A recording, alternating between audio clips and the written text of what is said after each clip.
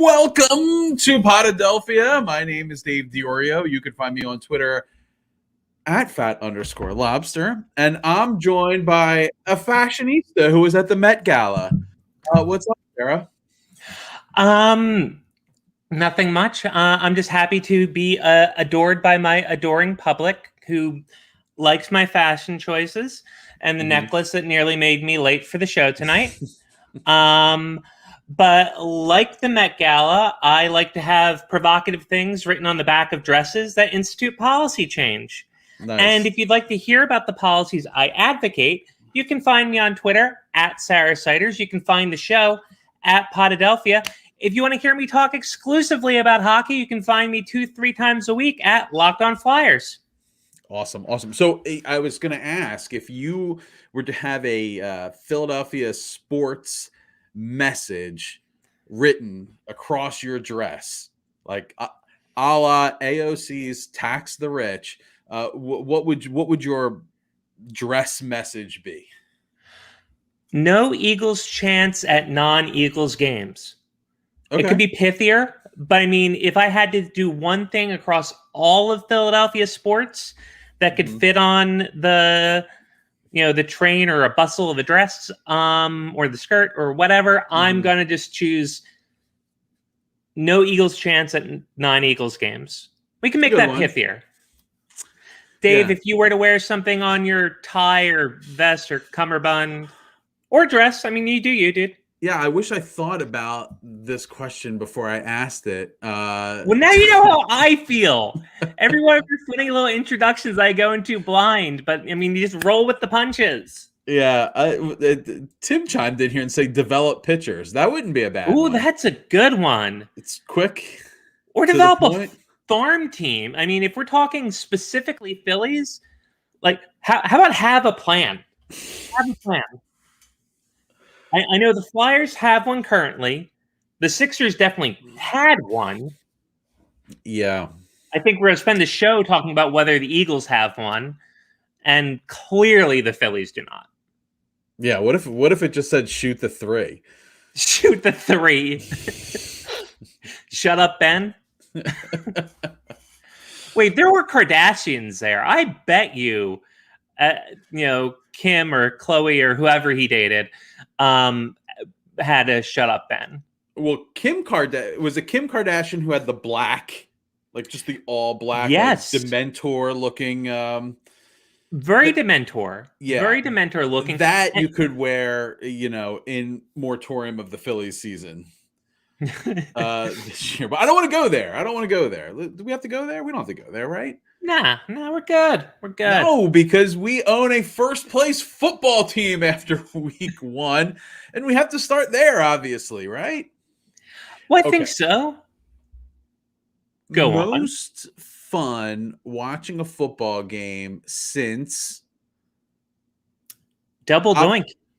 Wow, that's a long time ago. I was going to actually just say the Saints game last season.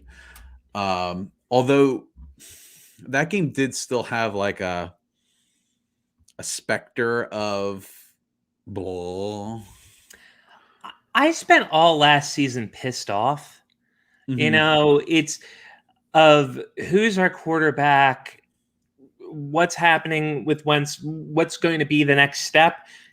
So even being excited about Hurts, at times last season, it was just a question of like, well, we can't have both Hurts and Wentz, and they're not going to get rid of Wentz, so Hurts will sit on the bench and then go be good for somebody else or whatever.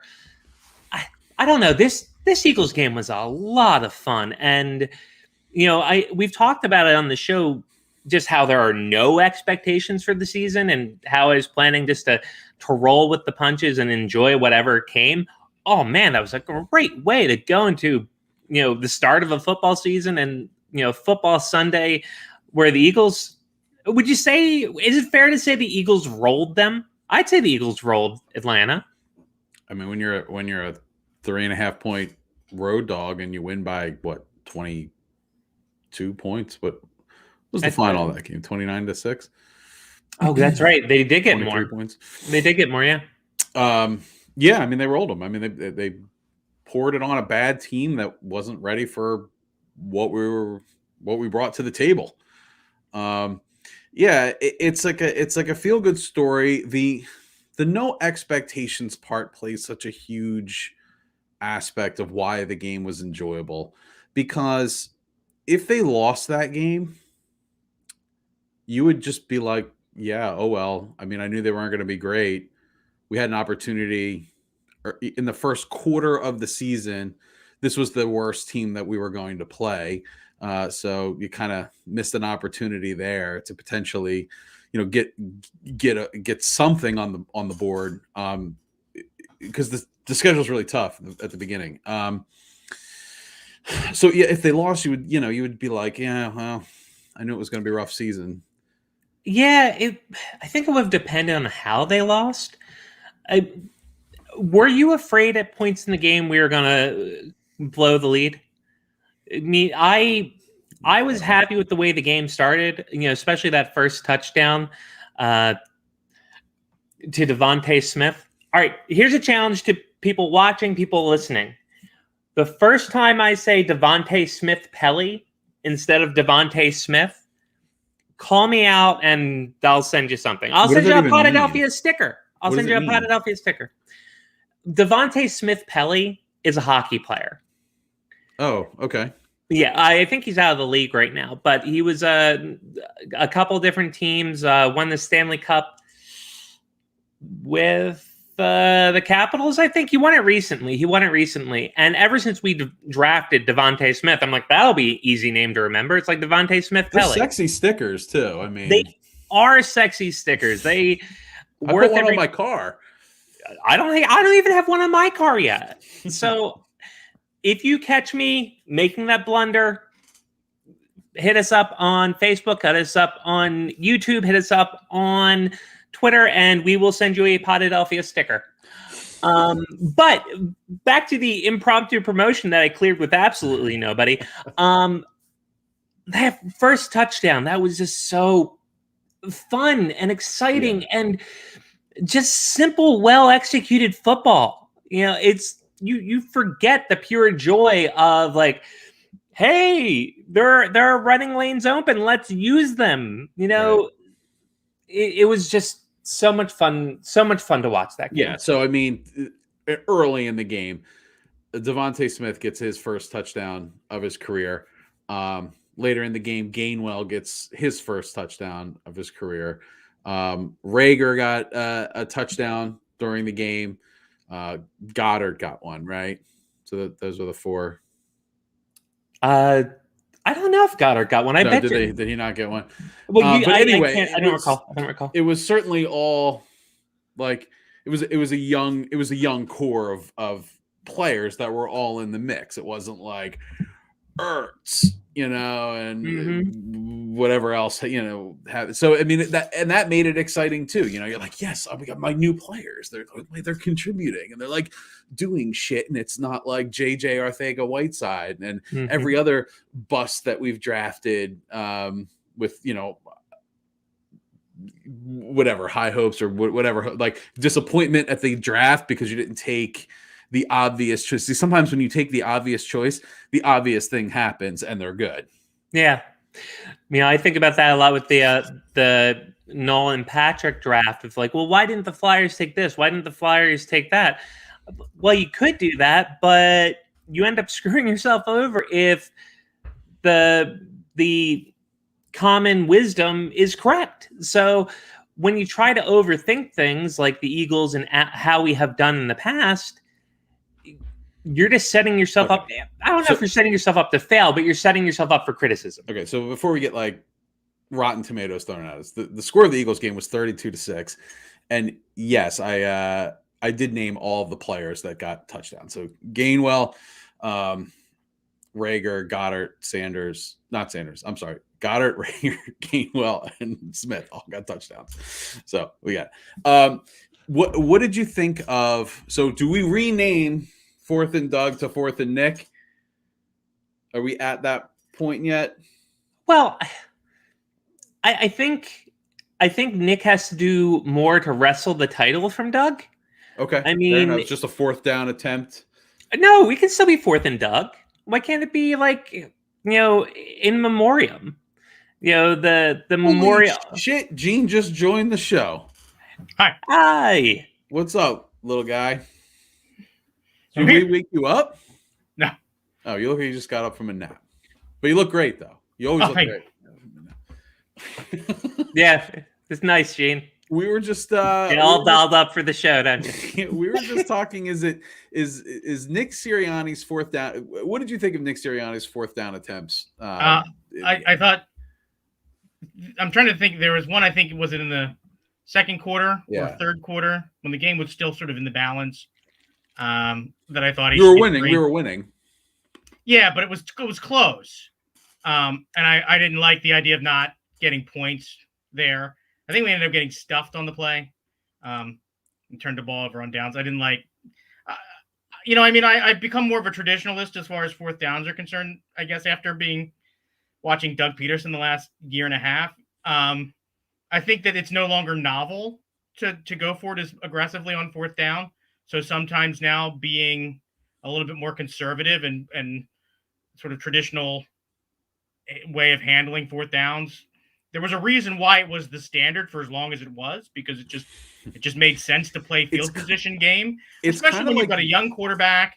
Your defense has been playing well, your offense has been playing well. There's no reason to take big swings and risk in that game, in my opinion. Yeah, it's kind of like straight up.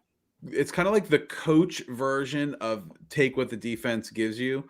We always kind of piled on Wentz for some of the hero ball stuff and trying to force things and make it happen. And we were really happy to see Jalen Hurts and the gang kind of take what the defense gave them in most situations. But I don't think Sirianni really followed that with some of his 4th down decisions.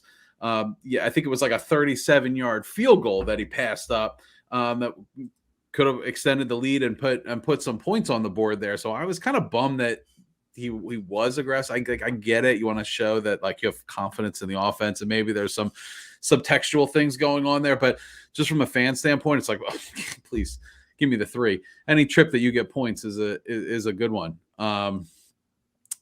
Where do you want to go here? What else do we want to talk about? So did I miss all of the positive stuff about the Eagles and we've moved on to the negative? No. We're still talking about, it's going to be almost exclusively positive. I think that, so if you want to talk about negative, like that's kind of like a thing that I took away is I didn't like to go for it. I didn't like the calls on 4th down. They were kind of like, I don't know, wishy-washy to me, and they didn't really produce. They didn't work. So at the end of the day, it's like, well, they didn't work, so they weren't good. What else? I thought some of the punt and kick returns didn't. There was a lot of like, let me try to make this happen with running backwards and things like that. But I mean, I'm picking nits here. I got to be honest. It was great. It was super fun.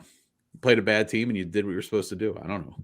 Did you really think that Atlanta was as bad as they showed, or was that the Atlanta team you sort of expected? Because it wasn't the Atlanta team that I expected. I expected this. I'll be honest. I expected us to lose, so I expected Atlanta to play better. So I don't know. I mean, this could prove out to be the Eagles are bad and the Falcons are epically bad. I mean, it could be. I don't know. It seems like there's some talent on offense there with the Falcons, and the Eagles did have some trouble there, particularly in the second quarter, stopping the run. So, Calvin Ridley's a threat.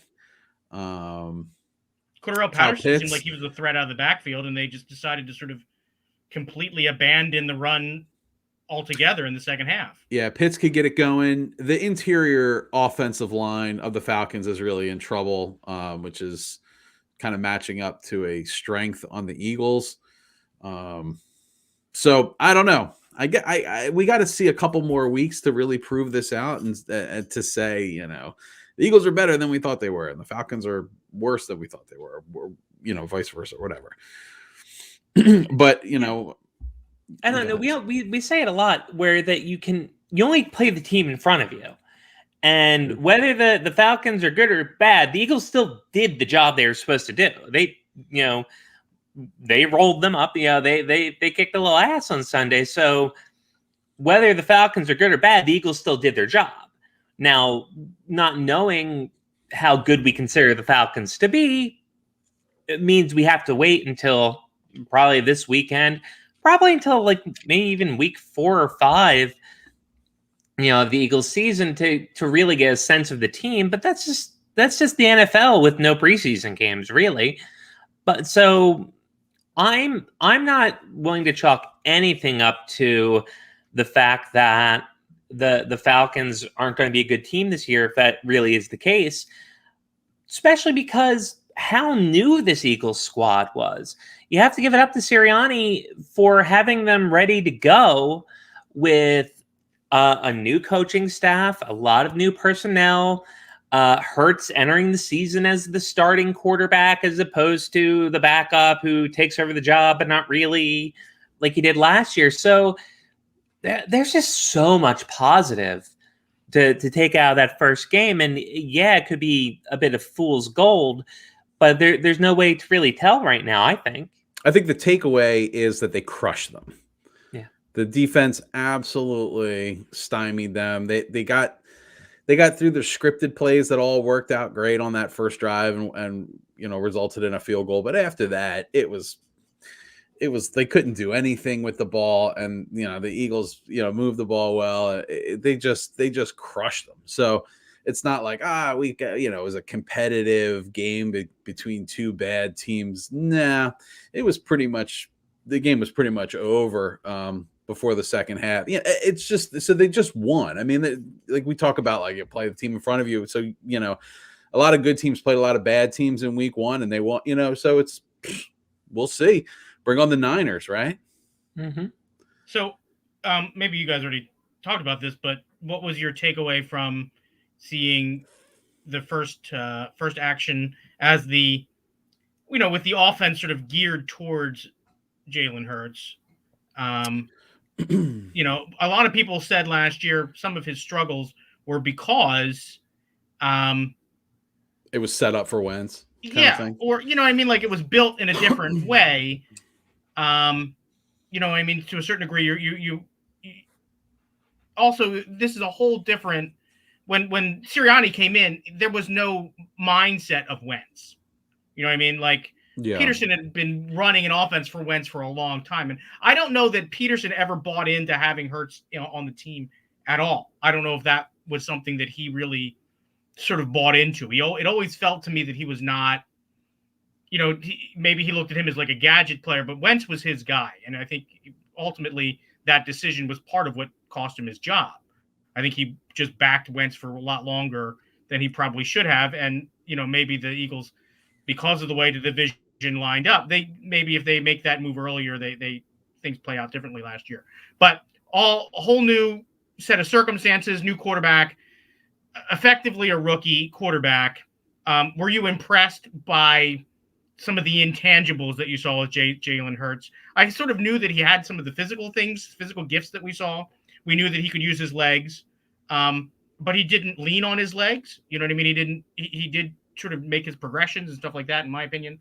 But he seemed like the guy who was in charge of the offense. I saw some critiques. He was the one that was operating the offense, not that the offense was trying to operate despite him. Oftentimes with Wentz, it felt like the offense was trying to operate. If Wentz could just do his part, the offense would be fine. In this case, it seemed like Hurts was sort of in control. He was the one driving the car. Well, I saw some critiques that Hurts passed up some potentially larger plays to escape, or he prematurely escaped pockets that were not yet collapsing, which kind of reminds me of early McNabb. And I'm fine with it, actually, for a player making his the 5th professional start. He seems to understand the scrambling aspect of the position. He doesn't look like he's the kind of guy that's putting himself in like weird situations when it comes to scrambling. He's like, he can slide correctly. And I thought he made generally good decisions through the whole game. At least the decisions that he made weren't like turnover risking decisions. You know how we always saw the Wentz, like, oh, okay, one turnover a game is going to happen. So we kind of stayed out of that dilemma. Another thing I noticed about the offense is gone was the sort of tuna can chode offense that the Eagles ran quite often in the past, where there was just constantly, it's like, 15-yard passes, but to the sideline, and then expecting, a wide receiver to make it all happen out there. And there were some plays like that. They just were better designed, I guess, or we had better personnel running it, or it's like swifter personnel, or I don't know what it was. Just everything just worked better. Maybe it was just bad defense. I don't know. It's like still got a lot of question marks around this team, I think. My one big takeaway with Hurts was he just looked calm under center. And he never looked frazzled last season, as far as I can recall. He didn't look like a rookie, but maybe he didn't feel like he had command of the team, command of the offense the whole time. Gene, I think you had said it's an offense built around Hurts, or always with Hurts in mind. And he looked really comfortable back there. He looked like it was his team, and it didn't seem like this guy is undergun. This guy is afraid. This guy, is doubting his arm, so he's running. He's doubting his legs, so he's throwing dirt balls or whatever. He seemed to have a really nice, calm composure and ran that offense very well. Flipping it around to the defense here, a lot of praise for Gannon this week, and a lot of conversation around his ability to switch up styles and not commit to being one type of personality on defense. Whereas, Schwartz was like, okay, we're going to rush 3, or we're going to rush 4, and that's how we're going to do it.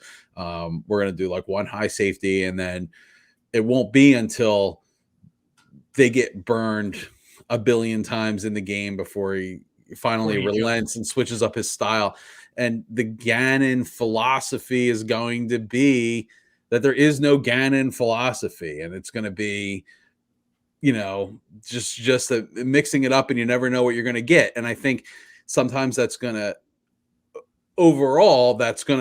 be effective, right? Like, if you're playing Tecmo Bowl and the computer's like randomly selecting a defense, most of the time it's gonna zig to your zag, and it's gonna work. Every once in a while, it's gonna you're gonna guess right, and then the play is gonna work and go through. And I think that's kind of what we saw a little bit in the second half with the run defense, because when they were running the ball really effectively, I was kind of like, well, what is going on here? Can we get some extra help in the box here? Because this is not. I don't know. I've always felt that the Eagles, with our line, although the linebacker play has been a little over the past few years, the run stopping has been effective. But I don't know. Thoughts on the defense? I'll go. It was a pleasant surprise for me. I don't know what I was anticipating, but I was expecting the defense to be a real sore point for the season. And again, it might be. I didn't get a sense from more knowledgeable people that our defense was going to be a point of pride, or our defense was going to be a real asset for the Eagles this season. I was expecting it to be something to be overcome. And that's not what I saw on Sunday. There I'm more inclined to go, let's wait, as opposed to the offense. But so far, so good. It doesn't seem like Gannon was feeling pressure to call the game a certain way. It was just, again, smart, simple defense is as far as I could tell. What did you miss more on Sunday from last season? Did you miss long completions over the top behind our defense? Or did you miss sticks defense? Oh, that sticks defense was really a source of comfort. Like we'll give you 10, but although that frustrated, dumbfounded defensive end look was always great for replays. Oh, yeah. I look pissed off and I'm gonna look around, so I hope that you think that this was somebody else's fault as opposed to me completely misreading the coverage. I'm gonna go sticks defense is what I miss the most. Yeah, that was always good when it was like 3rd and 18 and we allowed them to get 17 and then they just go, okay, we'll just go for it on 4th down then. Thanks. Yeah, I never understood why you don't play sticks defense a little bit closer to the line of scrimmage and not as close to the first down marker. Classic Red Rover strategy. You set up the line Hold my and hand. just hold it tight. What did you think about the entire defensive line kicking the door down celebration after the sack? Well, I appreciate seems like that's their choreographed thing. The entire defensive line, sort of as a collective unit. I mean, their philosophy seems to be, we're just going to keep rolling as long as they can stay healthy. They're going to roll, essentially, I guess, like 8 guys that they're just going to keep coming at you with. They're going to try and stay as fresh as possible. I think they did play all 8 defensive linemen. Yeah, I mean, they seem like that's really the strength of the defense, is the defensive line. I don't think that that's really a surprise to anyone. But, they seem to be able to really dominate the point of attack, even though they seem to look like they were getting gashed in the first half. The one thing that I will take solace in is the fact that when the Falcons got into the red zone twice in the first quarter, they got field goals. And when we got into the red zone, we got touchdowns. So, there is something to be said by being able to, buckle in and, not break when pressed and still be. The other thing is there's a lot of penalties in this game. I think the Falcons committed 14, the Eagles committed 12. Now, one of the things I'll take note is it was clear like a false start parade there for a while. Yeah, one of the things that I will take note of is there was also a couple of strange things, and you're going to get this early in the season, and they even commented about it on the broadcast, that there are certain mandates for certain calls that it seems like the NFL sort of puts out to all the refereeing crews early in the year to sort of enforce. I don't think I had ever seen defensive holding called as much as I saw called in the game. Now, by the letter, I think I saw called at least 3 times and twice on the Eagles. And basically what that is you're holding a lineman to keep him from getting to a block, because I think exactly how I sort of understand it. So I think used to seeing defensive holding in the secondary. Right. But I think this was defensive holding like by the line. D-lineman? Yeah, like holding other linemen. Okay. Basically, the linemen are trying to get to a block, and the defender is holding them so that somebody else can make a tackle. Is sort of how I read it. Like I said, it's a very sort of a strange call. I don't see it very often. That's why I'm sort of grasping at having how to explain it. But penalties like that aside, I will say that the Eagles defense, when the Falcons would shoot themselves in the foot, had a tendency to be able to close the door when the Falcons would sort of back themselves into these predicaments, as opposed to the Falcons offense, who, if you just think about that drive at the end of the first half, by all rights, with the amount of penalties the Eagles took, that should have been a drive that ended in a field goal. But it didn't. Right? We got a touchdown at the end of the half, right? Yeah. So, they kept getting pushed back, but the Eagles were still able to operate their offense and find a way to put points up on the board. So the Falcons defense was not able to capitalize when the Eagles would make sort of the same kinds of mistakes. That's one of the things the Eagles need to clean up against San Francisco. San Francisco is not going to let you commit 12 penalties, 14 penalties, and not make you pay for it on the scoreboard. So in that sense, I hope they sort of look at the tape and can sort of figure out where it is that they're making these false start things to see if they get them cleaned up. But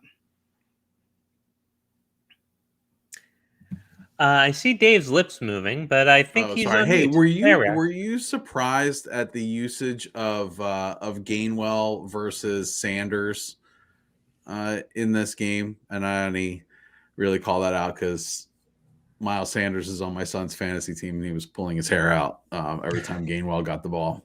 I was more surprised at the lack of usage of Boston Scott. But stop. Is he on the team? He is. Yeah. He was I guess essentially special advisor or something. Yeah, assistant to the running back coach. Maybe. Running back, special advisor to the assistant to the running back coach. Okay. Yeah, well, so let's talk about what's coming up this week. 49ers, it's in Philly, right? Mm-hmm. Yeah, the 49ers have back-to-back road games to start this year. Eagles are 3.5-point home dogs last time I looked. Mm-hmm. Got that West Coast team coming East Coast. This is a 1:00 game. It is. So, I mean, how do you feel? I feel kind of good. Feel kind of good. Well, I feel good. Now, do I feel good about the results favoring the Eagles on Sunday? I don't quite know. But I'm excited to see it. As long as we're not embarrassed, I think I'm going to enjoy it. I of course want to see the Eagles do exactly what they did against the Falcons and do it against, I was going to say San Jose, against San Francisco. But I'm not anticipating that. What I would love to see is just a nice, respectable showing. Hopefully that's a win. But I'm not worried in the least. I don't expect the Eagles to get blown out. And everything else is still, we're kind of in gravy territory. Like, let's find out more about this team. Let's find out more about what this season is going to be. Okay. Let's just talk about some other teams for just a hot minute. Should we talk about the rest of the NFC East? I don't know. They all lost. Bunch of losers. They stink. I don't know. We'll see. I mean, we have Dallas is week 3, right? I mean, that'll be an early season Dallas game. I'm in love with that idea. Yeah. Yeah. So we'll see. I mean, I kind of more want to talk about the Colts and the Bears. Okay. Where do you want to start? You want to talk about the Colts for a little bit? Well, I watched all of the Bears game. I only saw highlights of the Colts game. So if you want to take the Colts, and I'll talk about the Bears. It's not even so much Sarah I want to talk about whatever team she wants to talk about. Yeah. It's not even like I want to talk about. I just want to talk about Carson Wentz and Jason Peters more than anything else. So I read this. I read this article on I don't know, this guy who writes for some paper out in Indianapolis. What is his name? Indianapolis Star columnist Greg Doyle. Have you seen this article? He writes, no, I can't say that I'm a subscriber. The Indianapolis Colts could release Carson Wentz right now, and I'd help pack his bags. Where does he live?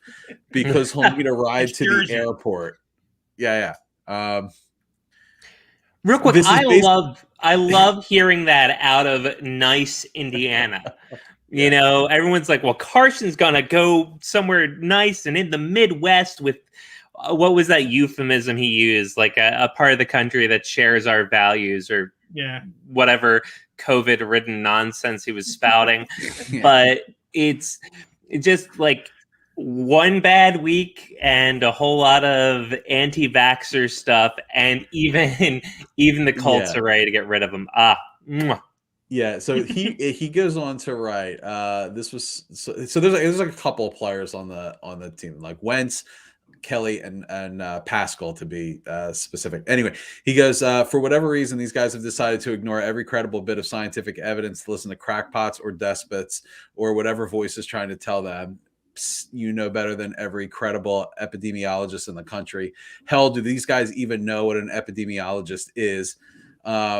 But he goes on to say about Carson Wentz is the worst of the bunch in a football sense because he's the most important player on the team. He's the most indispensable player on the roster. And the Colts have no idea if he'll make it through any given week without having to go back on the COVID-19 list simply for being too close to a teammate who tests positive. I'll remind you that when the Colts acquired Wentz, I defended his arrival, despite the reports out of Philadelphia that had called him a bad teammate and selfish. Well, what do you know? Turns out Carson Wentz is a bad teammate. He is selfish, and it turns out he fits right into the Colts locker room. Did the anonymous source also go to Indianapolis? Duck. Was it Greg Doyle all along? I didn't know Alshon was in Indianapolis. I really didn't. So anyway, Carson Wentz, he lost to the Seahawks in week 1, as he always does. And if he can even finish the games. And he did have his obligatory turnover. So. I will say, like, the best point that he makes in that article is, like, if you're the quarterback and you're trying to make whatever point he is trying to make with this, his stance on the vaccine, it is a dangerous line you walk with a 53-man roster of guys that have to be in close quarters with each other. Yeah. That you're the quarterback, and if one of the linemen gets exposed, forget about it. You can't play. Yeah, I mean, you got his hand. You have your hands near his arse the whole game, you know? So you have a COVID fart on your hand. Or the football. We could talk about, like, transmission on whatever. I'm going lowest common denominator tonight. What do you want from me? Gene, what's going on with Jason Peters? Well, I mean, first of all, I thought it was sort of strange that the Bears would even bring Jason Peters in. I thought it was even more strange that they were in such dire straits that he was their starting left tackle. He did start the game. He didn't particularly impress me, but he didn't look totally out of sorts. But more to the point, for a guy his age with his injury history, he did not finish the game. And it's looking like he's going to miss significant time with, I think in hockey terms, a lower body injury. I'm not sure which part of his leg necrosis is setting into at this point. But, again, he manages to convince a general manager to pay him the league minimum so that he can probably not practice and play in like 30% of the snaps for the season and collect a year's salary. Well, the NFL tweeted Jason Peters serving pancakes, and there was like a clip, and then like one of the comments under there is something like death taxes. Jason Peters went to the medical tent. I mean, this is a guy that literally should have retired in 2018. He was not truly in like Pro Bowl form, even the year we went to the Super Bowl. And he missed a big part of that season. This is a guy who, had he gone off into the sunset more around the time he should have, would be, maybe they would put a statue of him right up next to Nick Foles and Doug Peterson. But he just seems to be insistent on not being able to know when to let it go. And he's, more than any other player I can think of in recent history, he is disserving his legacy by continuing to sort of become a cliche of himself. This was a guy who was not only a good left tackle, he was a generational talent on the offensive line. He did things that offensive linemen do not do. He was worth the price of admission just to watch him play. And to see his talent sort of completely erode, there's a reason why guys don't play into that age when they're that size, especially considering this is a man who has had serious injuries. And it's something you don't see as much anymore. I think when we were like kids going through our teenage years, the idea of a guy sticking around too long, like, hey, just retire already, that's out of fashion. I don't know if teams don't have tolerance for it. Maybe they just cut people now or promote them upstairs, but you rarely see that you are hurting your legacy. Please just retire. Whereas Jason Peters, like, and good for him, he's managed to keep getting on the field occasionally for the past several years, but he just feels like a guy like hanging around like the stage door going like, I have my own costume. I know the part. Just let me know if you need me. And the bastard keeps getting on stage. So, I mean, he's accomplishing what he wants to accomplish, I guess, but the how much good are you if you can only do the first act? Yeah, I mean, you can't tell. You can't tell someone when to hang it up. They need to, come to terms on their own. And that's the thing is, like, I'm just so glad it's not the Eagles again. That is sort of like, oh well, Eagles trot out their legend again. No, yeah, it's so much better. They can't break up with him. Yeah, it's so much better just rolling with Mailata out there, just to get it. Like, at some point, you have to, like, I don't know. It was always like a training wheel, maybe, with that Jason Peters thing, and then I don't know, like, you just couldn't get any consistency and any traction. I'll tell you what, if those 5 guys can just hang all season, I mean, like, miracle to have 5 offensive linemen play an entire season, but if they can hang, I mean, they're going to be a force. All right. Look, I want to spend some time talking about the lifeless Phillies for a second. Did they come back in that game that we ate the dessert first? Well, they tried to. I think they're down. Whatever. Who cares? I feel like Harry Doyle. Like, hell, I can't find it. No one's listening to this anyway. Phillies stink. I mean, like, what the hell, man? What the hell? This is literally like the 2 easiest seasons to make the playoffs last year and this year. Like, it couldn't be handed to you any easier.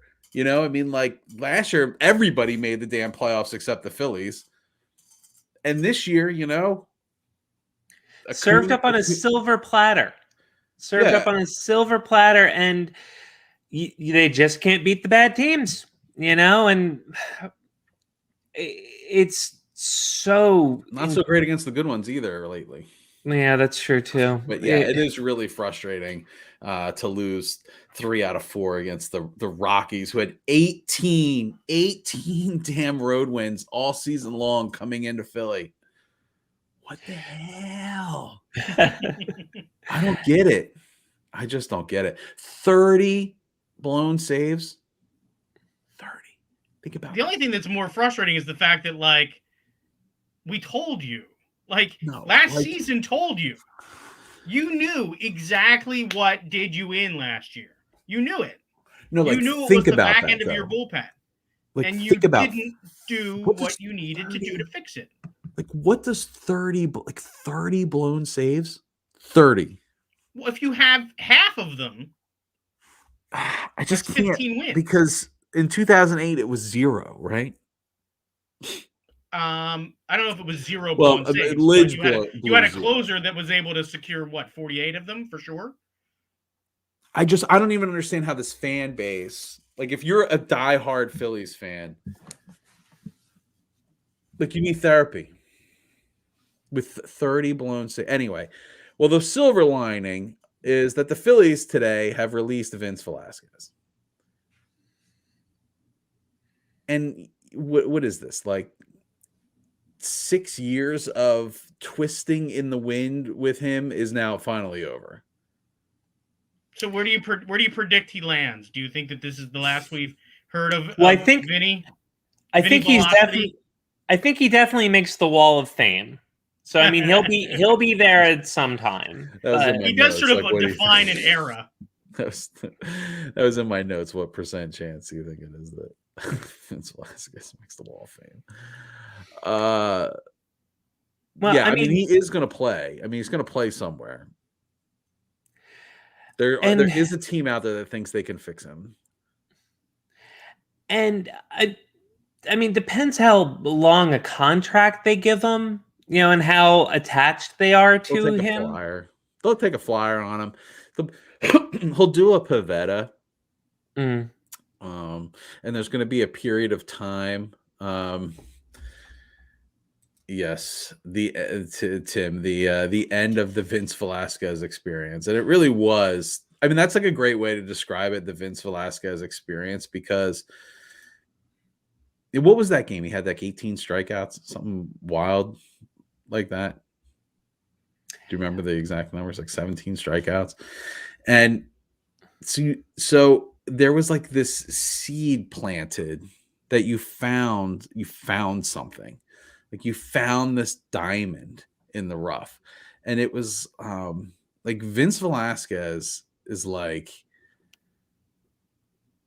he would do this to you every year. I mean, we have an episode called Vince Velasquez and the Magic Beanstalk or something like that, where it's like at some point of every season, there was a time where you're like, I think Vince Velasquez is coming around. I think he can do it. I think this is it. I think we're finally turning the corner with Vince Velasquez. He's gonna be great. Well, that was you especially, Dave. You were Charlie Brown in the football with Vince for so long, and the start of this season, the banning of the spider tack really did him in. It looked like all right, we finally getting a little something out of Vince. No hope, but he was efficient. And then, lo and behold, his miracle season came to an end when he still had little glimmers. He still had little moments that make you think, well, if he could just do this all the time. Right. But how many years can you do that? How many years can you convince yourself that, like, oh, this guy that has a tiny bit of talent, if he just makes it exponentially bigger, well, then we have a starter. But he never did. And maybe Philadelphia is going soft, or maybe the three of us are going soft, because I really did root for him. Or maybe that's just the easiest solution. Like, hey, if he does well, I don't have to hate him. So do well, so I can be happy for you. And we kind of went through a phase too where we thought he was like it was like a mental thing. Like you could put him in this basket with Markelle Fultz and Ben Simmons, and it was just like, okay, well, Vince is great until a guy gets on base or until it starts to fall apart, and then he struggles. And like that is the dumbest theory. That's fucking everybody. Like it's always great until it's not. Right. I mean, at some point it starts to fall apart, and that's when it falls. It's like I always find my keys in the last place I look, right? It's kind of like that thought process. So, happy trails, Vince.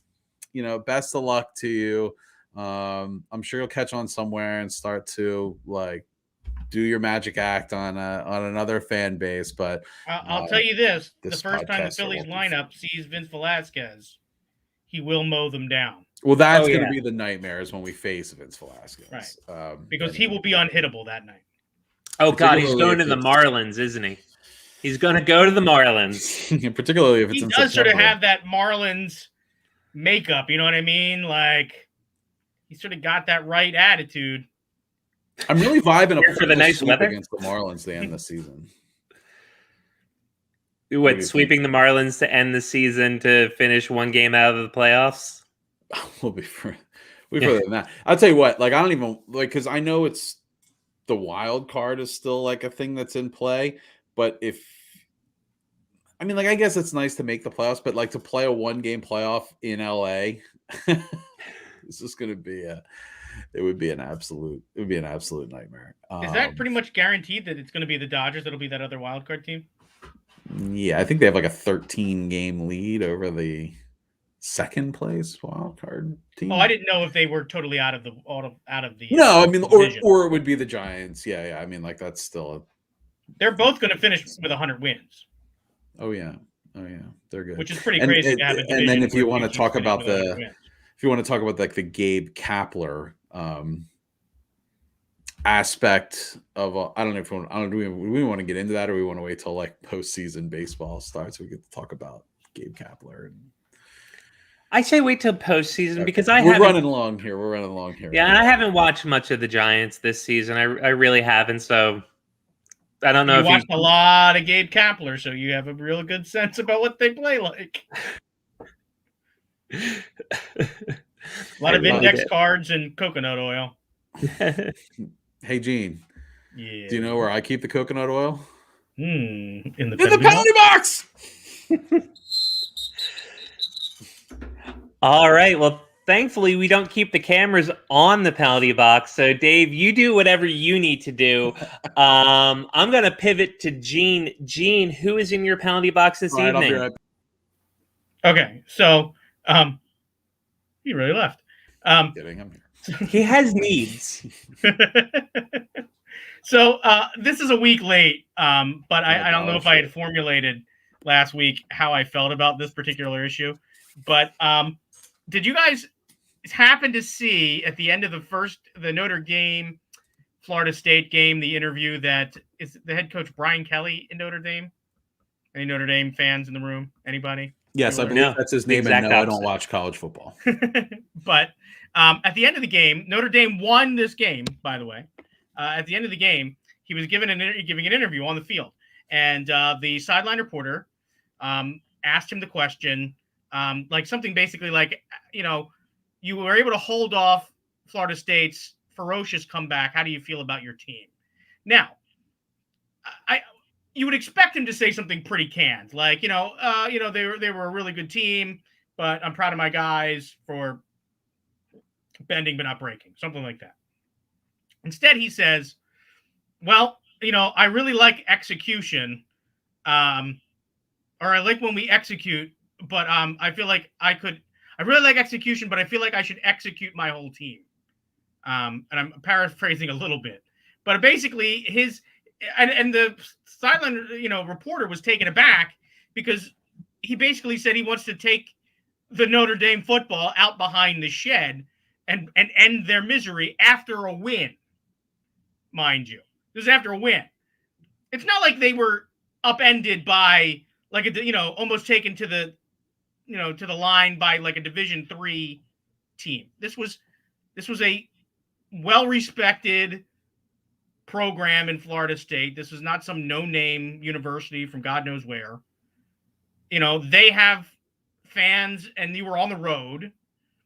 I guess my problem with this sort of attitude is, now I know that this guy is competitive, and he is in line to have the most wins in Notre Dame football history, which that is a storied franchise or program. I know you're not allowed to call college football franchises. Storied program, a lot of wins and national championships.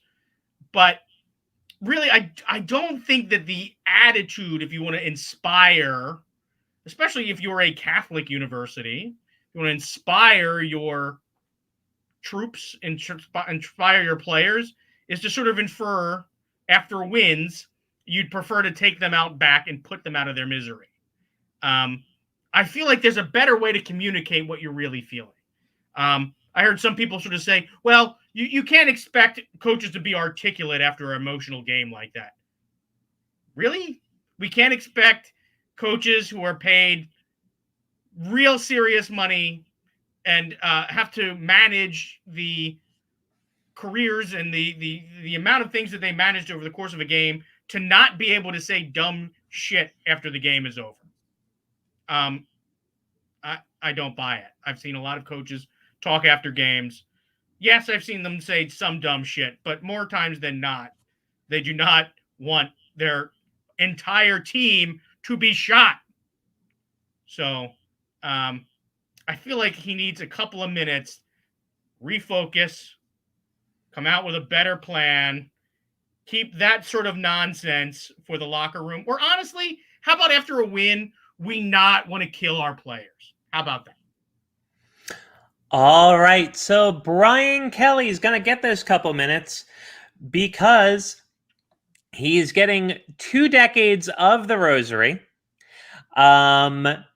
to think about his sins and to repent and to make actual penance, put some good into the world, apologize for wishing death upon his students, breaking commandments. I want 10 Hail Marys, 20 Hail Marys, 2 Our Fathers, throw in a couple Glory Bees. Brian Kelly, you're going to the penalty box and you're going to purgatory. And Dave's on mute. Good, because that was really loud. Oh, good. Good. I saw you making a face and I didn't recognize why you were making that face. So, Dave, who is in your penalty box, or why were you making that face?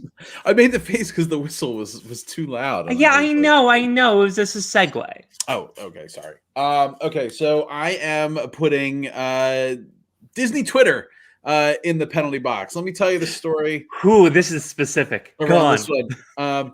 There's Disney Twitter is so hype. So evidently the Finding Nemo show in Animal Kingdom closed. Well, I think it closed during the pandemic, but it was announced that it's closing. And one of the sites, Walt Disney World News Today, reported that it is permanently closed, and there is no news about what will be replacing it. And then Disney World announced probably about 24 hours later that the Finding Nemo show at Animal Kingdom is being reimagined with a new cast, and it'll be a new Finding Nemo show. And Disney Twitter basically destroyed the guy who writes for Walt Disney World News Today for being inaccurate and demanding like an apology and just admit you were wrong. And he's like, I'm not wrong. It was, they closed the show. Like, well, they the told actors me in the show confirmed to me that the show was ending and they no longer had jobs. Like, I just reported that, and everyone was like up in arms. And like, you're in a semantical argument over whether the show is permanently closed or closing and reopening as something different that probably will just be video screens because they don't want to pay actors anymore. And it's just like, lately Disney Twitter has been like, if you're such a fan of something, why do you hate it so damn much kind of thing.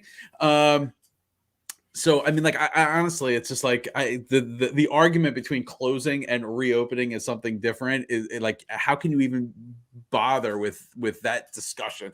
I'm just happy that something is coming back in that place because I loved the Finding Nemo show at Animal Kingdom, just personally speaking. So, Disney Twitter, go in the penalty box. All right. Twitter, always the home of reasonable people talking about reasonable things. Disney Twitter, you're going in the penalty box until you find not only Nemo, but Dory as well, and whatever the hell the name of that octopus is, that's going to be the third one. That's Hank. Sarah, who is in your penalty box? All right. Well, I have a repeat offender this week, kind of. We are returning to the Flyers beat reporter. Not a Flyers beat reporter. No, not from the world of sports at all. The world of children's entertainment. Caillou again? What's what? Not Caillou. I'm not sure Caillou's ever been in it. I know Ladybug and Cat Noir were, for their pure French sexuality in children's television. And I know that My Little Pony was before, because My Little Pony's gone back in. Because My Little Pony is being relaunched with a movie. It's called My Little Pony, A New Generation. Very clever name there. But it's set in the future. And my problem is the future that they're portraying. So we're going to get kind of niche here, but it ends with me telling Nazi bronies to fuck off. So come on the ride, shall you? So in the future, in this My Little Pony spinoff, it takes place in the same universe as the show, right? The show ends with, spoiler, the show ends with Twilight Sparkle ascending to like rule all of Equestria. She is the princess of friendship. The whole damn show is about friendship. It was originally called My Little Pony Friendship is Magic. That's the whole damn theory of the show. It ends. Twilight Sparkle, our fucking hero, is in charge of the kingdom, right? Good things, huh? A unified kingdom. It's called Equestria, equine, equal, lots of different things happening there. Very clever show. Very clever show. And now we flash forward to the future, where the ponies are no longer united. You see, something happened, and now the Earth ponies are segregated from the ponies, the Pegasi. They're segregated from the unicorns. All the ponies are like divided by race. This is after our hero took over. What the fuck, Twilight Sparkle? What happened on your watch? The Nazi bronies won.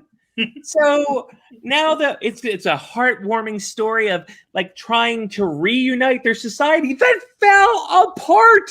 Like the apocalypse happened on My Little Pony, and it happened off screen. Like their whole society is based around this. Their version of Christmas celebrated the day the Earth ponies and the Pegasi and the unicorns all became friends. Like there are many episodes about this. So there's a huge disruption. Our hero from the first show dropped the fucking ball and let the Nazi bronies take over, because Nazi bronies are a real thing. Like there is a Nazi problem in the My Little Pony fan base, which I know, take a moment, deal with that. It sucks. I don't know how it came to be, but it did, and it sucks. And now they get rewarded. They get to go, hey, the hero from the last show, she divided the races. What? How is this possible? I'm watching the trailer, mouth agape. It's like there's pictures of the heroes of the ones. It's like, yeah, we fucked up. Society fell apart. We got divided by race. So My Little Pony, a new generation, you're getting a 50-game misconduct for letting the Nazi bronies win. Quite the eclectic group of penalty box entries there. But that is all the time we have for today. We will be back next Tuesday talking Eagles, Niners, maybe a little more Phillies stuff. We got the arena sports coming back sooner than you think. They're coming. Rookie camp for the Flyers starts this week. I was just going to ask you when preseason hockey is going to start. So yeah, we'll be back next Tuesday night, 9:15. You can find us here. If you haven't done so already, please remember to rate, review, and subscribe to the show on iTunes or wherever you get your podcasts. Also, check us out on social media, Facebook, Twitter, and Instagram. Just search Podadelphia. Also, check out the Painted Lines for your wall-to-wall sports coverage on YouTube. And also, thanks to the Philly Sports Alliance for hosting us tonight. Check them out on Facebook for, Philly sports coverage. And if you have any more time in your podcast listening day, be sure to check out the Whip Around for all the week's weird news. So until we meet again, have a great day at work, everybody. We are out of here.